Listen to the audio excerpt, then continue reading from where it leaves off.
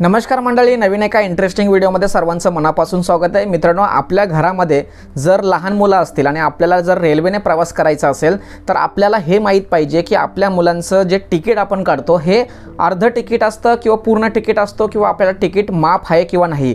संपूर्ण माहिती आपण या व्हिडिओमध्ये बघणार आहोत। व्हिडिओला सुरुवात करण्यापूर्वी चॅनलवरती जर नवीन असाल तर कृपा करा चॅनल सबस्क्राइब करा। अशात महत्त्वपूर्ण अपडेट, महत्त्वपूर्ण बातम्या, महत्त्वपूर्ण माहिती या चॅनलवरती येत असते। चला तर मित्रांनो, व्हिडिओला सुरुवात करूया।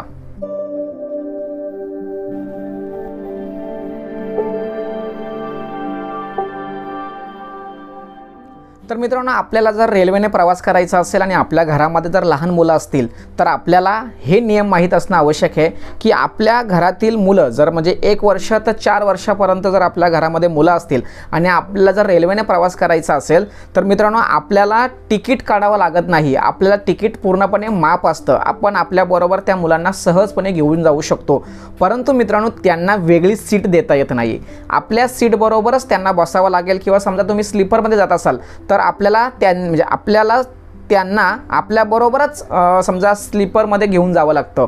पण जर मित्रांनो, आपल्याकडील जे मुलं असतात त्या मुलांचं वय हे 5 वर्षापासून तर 12 वर्षापर्यंत जर असेल तर आपल्याला मात्र त्यांचं तिकीट काढावं लागतं।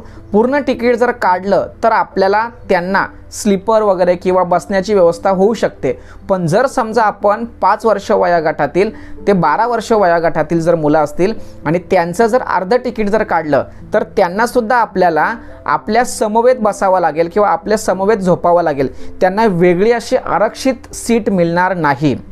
म्हणून मित्रांनो, आपल्याला ह्या सगळ्या गोष्टी माहीत पाहिजे की जर समजा आपल्या घरामध्ये 1 ते 4 वयोगटातील जर मुलं असतील तर त्यांचं तिकीट काढायची गरज नाही। त्यांना तिकीट माफ असतं, परंतु त्यांना वेगळी सीट मिळणार नाही।